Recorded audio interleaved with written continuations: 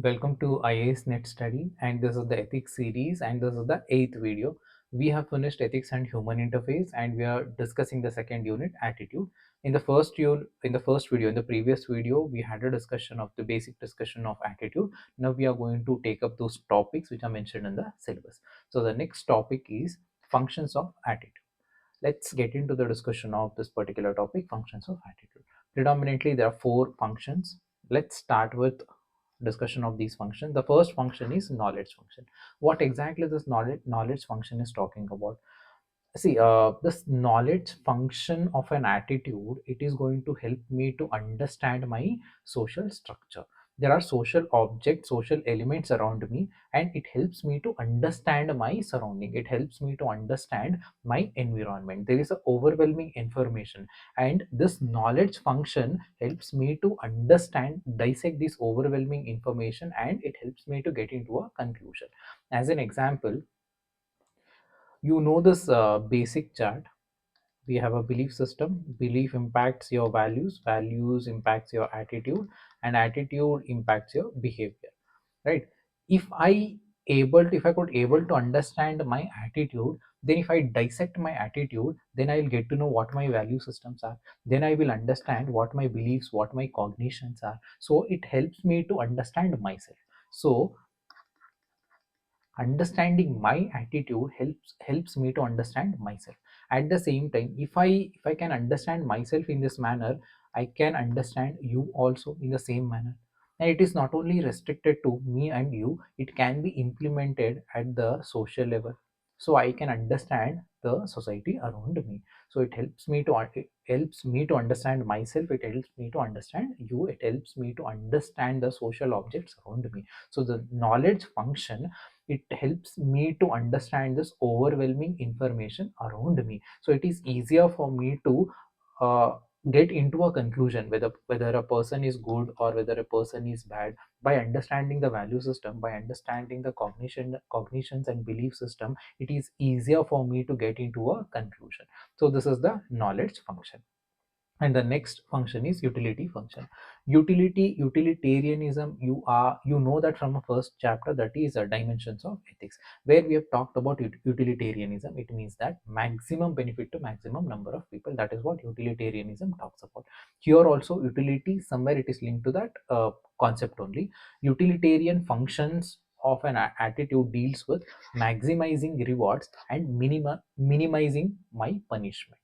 How exactly it is going to happen? See, if I showcase positive attitude, then my attitude is accepted at the social level. See, if I respect you, you are also going to respect me. If I talk to you in a polite manner, you are also going to talk to me in a polite manner. It means that if I show positive attitude towards my social beings, I am also going to be reciprocated with the same thing. So there is a credibility, there is a confidence in me. So utility, it helps me to maximize my rewards in a social setup.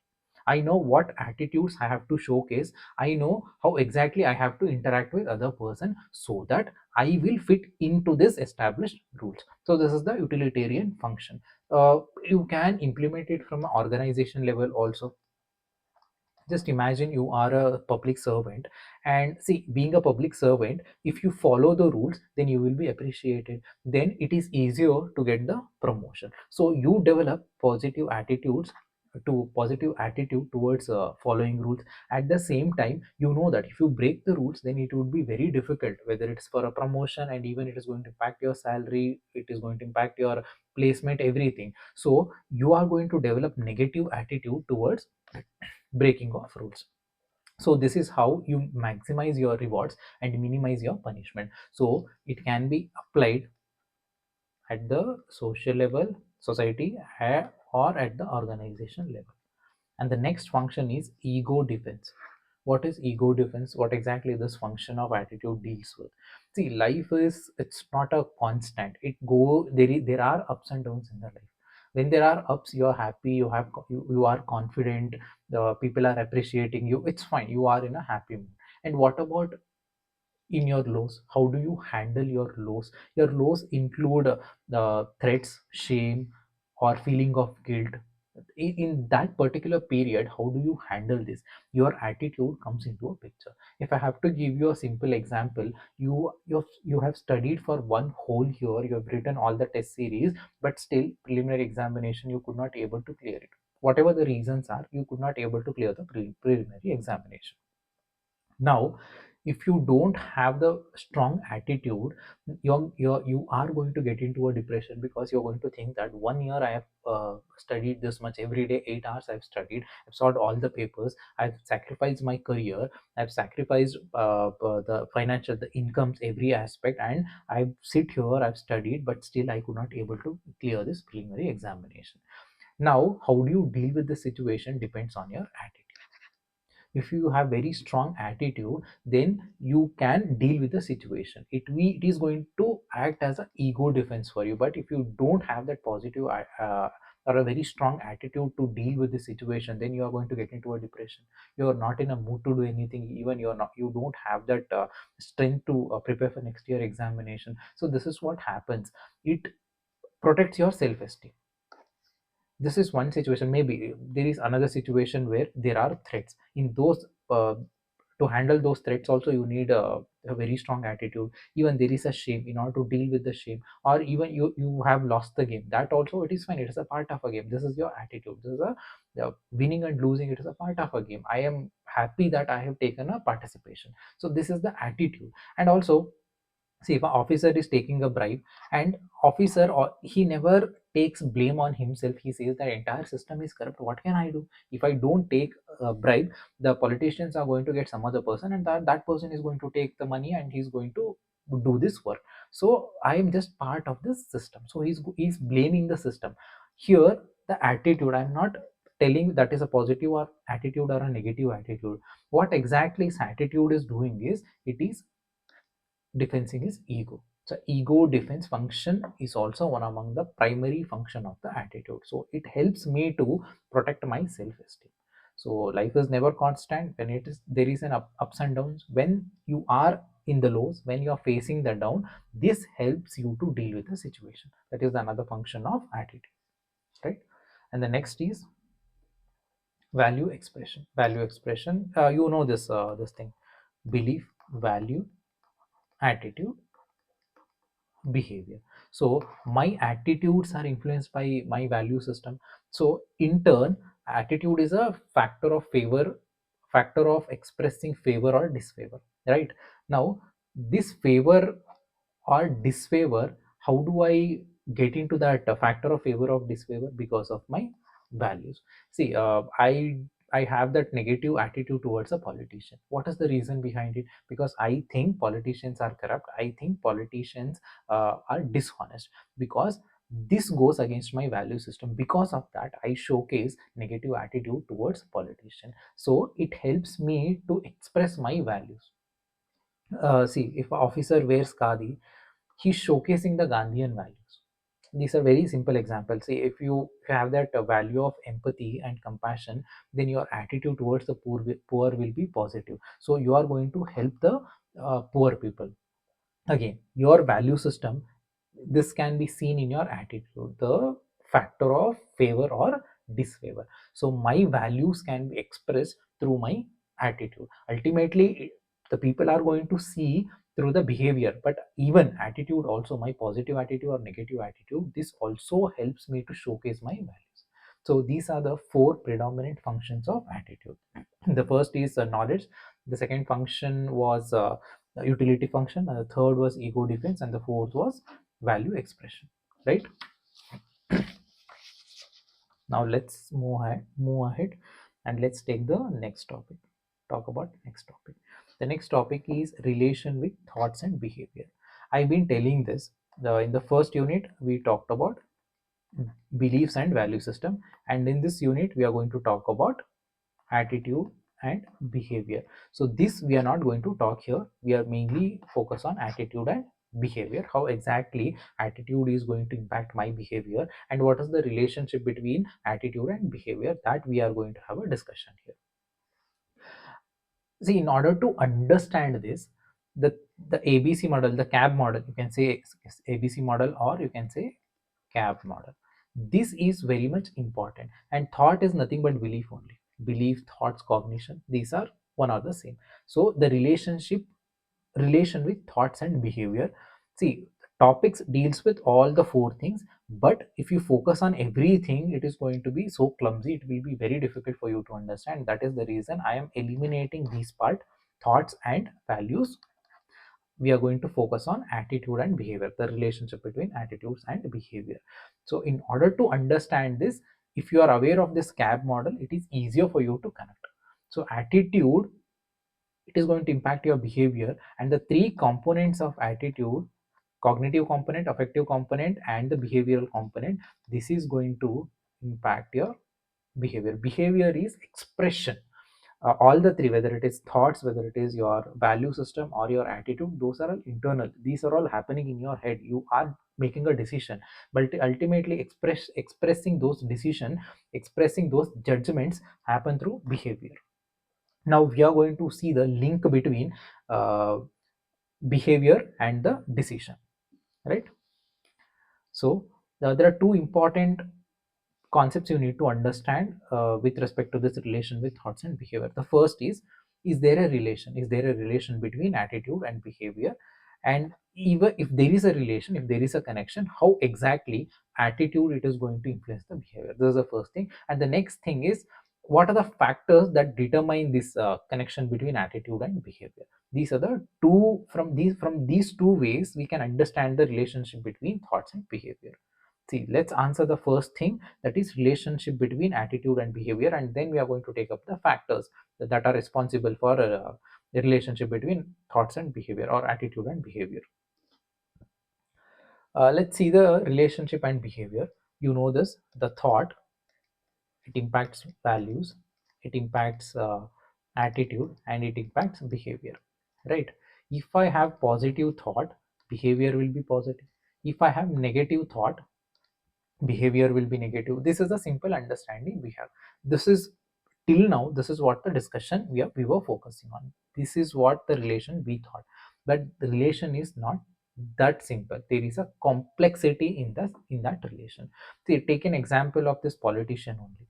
I have a negative thought with respect to politician. I think politicians are corrupt, politicians are dishonest, all they want is money and the power. So this is what, these are the cognitions I have with the politician. Then my value system is also, I have that negative connection with the politician, value system of a politician. My value system is honesty, my value system is the truth, all these things. But here, if I want to connect with a politician, I my cognitions are, politicians have a politicians are dishonest, politicians are corrupt. Even my value system does not match with the value system of a politician, so there is a negative tendency towards politician. And again, attitude also, since my value system is negative, I don't want to talk to a politician, that I have that negative attitude, I don't like politicians, so negative. But take an example, if during election campaigning, if a politician comes to your house, see, even though I don't like politician, but if a politician comes to my house during campaigning, I still talk to him with a smile. My conversation will be cordial, I'm not going to uh, express my anger or my negative attitude towards this politician. Thought is negative, value is negative, attitude is negative. But if you look at the behavior, I am expressing the positive behavior.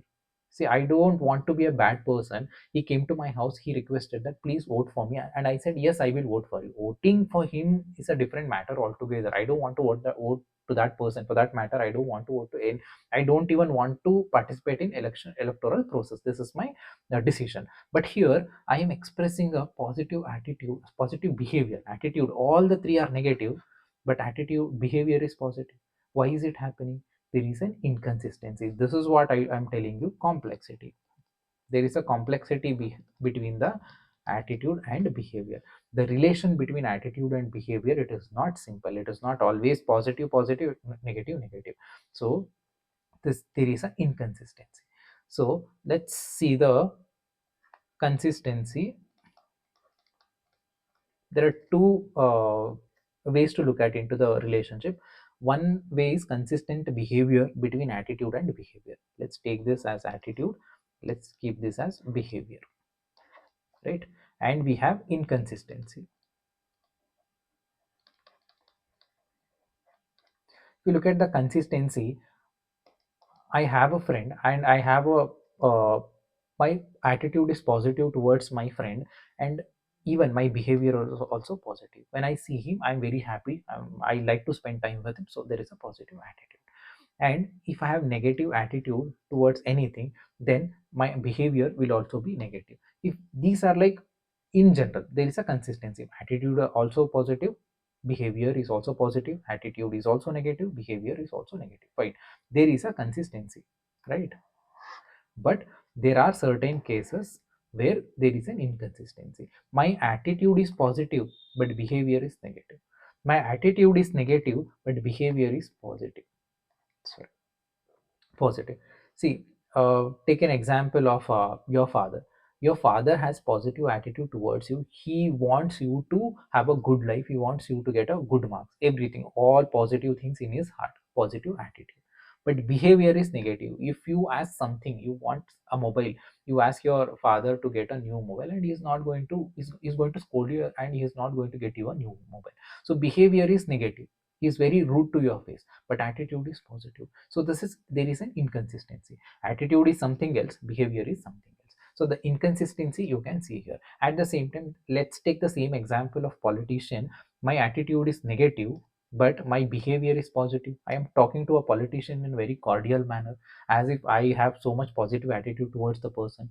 So here also inconsistency. Attitude is negative, behavior is positive. Why is it happening? There is a mismatch. So there is a, at when you think of relation between thoughts and behavior, the first one consistency and second one inconsistency. So this is how the relationship is. So relationship, the first, there are two questions. First is, what is the, is there a relationship? Yes, there is a relationship, and this is what the relationship is. There is a consistent relationship. Me right, there is a consistent relationship, there is an inconsistent relationship. This is the first question, and the next question is, what are the factors that are going to impact relation between thoughts and behavior? And let's see the relation. What are the factors that influence attitude and behavior? There are three factors. The first factor is quality of a person. I am a decision maker here. My quality, what are the qualities I have? My personal qualities, that matters a lot. Then quality, one thing, quality of person. Then quality of a time, I think so, yes, quality of a situation.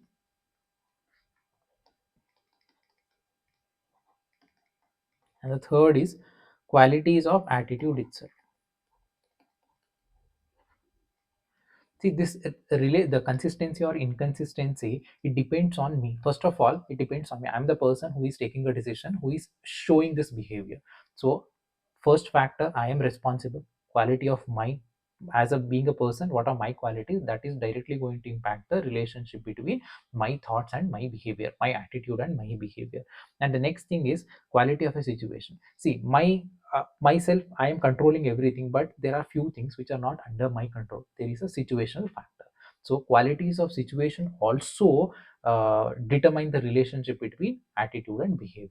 And then attitude itself, what attitude, whether it is positive attitude, whether it is negative attitude, even attitude itself is one of the factors that determine the relationship between thought and behavior. Now let's see in detail. Let's see the qualities of a person. The first is, if level of awareness. See, if I am aware of my feelings, if my level of awareness is very strong, then there will be consistency in my thought and behavior, in my attitude and behavior. So consistency will be there. If I am aware of my feelings, it means that I know what I am feeling, what my cognitions are, what my value systems are, and what my attitudes are. If I have this strong awareness, then I make sure that my behavior is in line with my awareness, is in line with my attitude. So awareness of my feeling, I can display greater attitude behavior consistency. So there will not be any discrepancy in my attitude and my behavior, because I know my value systems are, and I'm going to express. Some people tell that I'm never going to lie, I'm honest person. And there are officers, public servants, they are not going to take bribe, they will never be corrupt no matter whatever the situation is, because they are very strong. They know that this is what my value system is, I am going to stick on to it no matter what. Whatever the temptations, it is not going to bother me, because I have a very strong value system. So aware, level of awareness, that is the one thing, quality of a person. If I have very strong level of awareness, there will be consistency in my behavior and attitude. Next thing, level of moral reasoning. Level of moral reasoning is that if I have values of integrity, compassion, all these things in if I inculcate all these things, if I have a very strong level of moral reasoning, again there will be consistent behavior. If I don't have very strong moral reasoning, then there will be inconsistency in my attitude and behavior.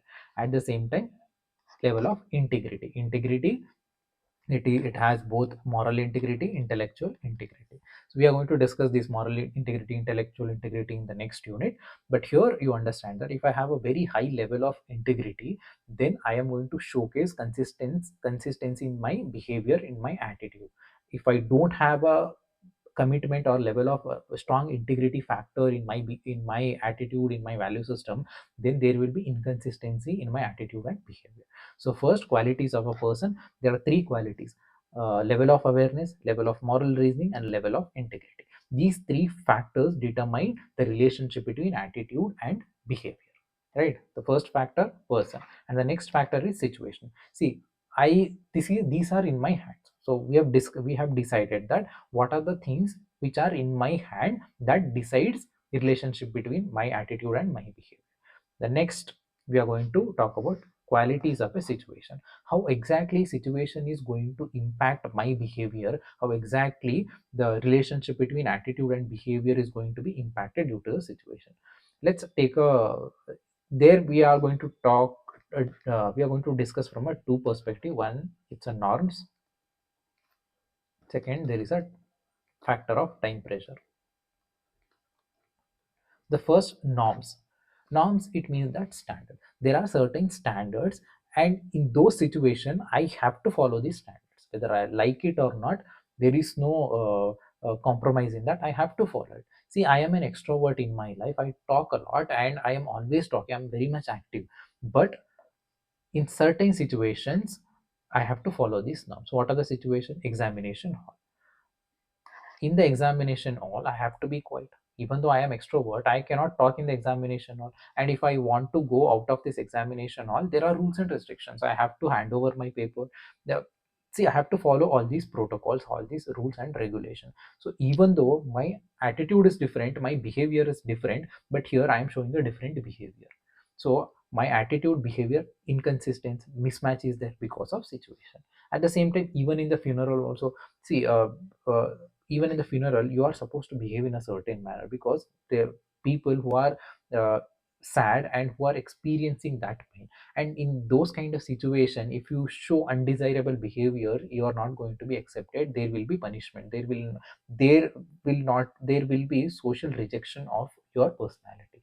So even there also, situation, it is going to impact your behavior. There is a funeral, even though your behavior is very loud and very vivacious, but you cannot showcase that in the funeral. At the same time, library also, rules and restrictions you have to follow. So here, situation is deciding your behavior, whatever your behavior is, but situation, it is modifying is your behavior. It means that your attitude is something else, your behavior is something else, the relationship has been changed due to the situation.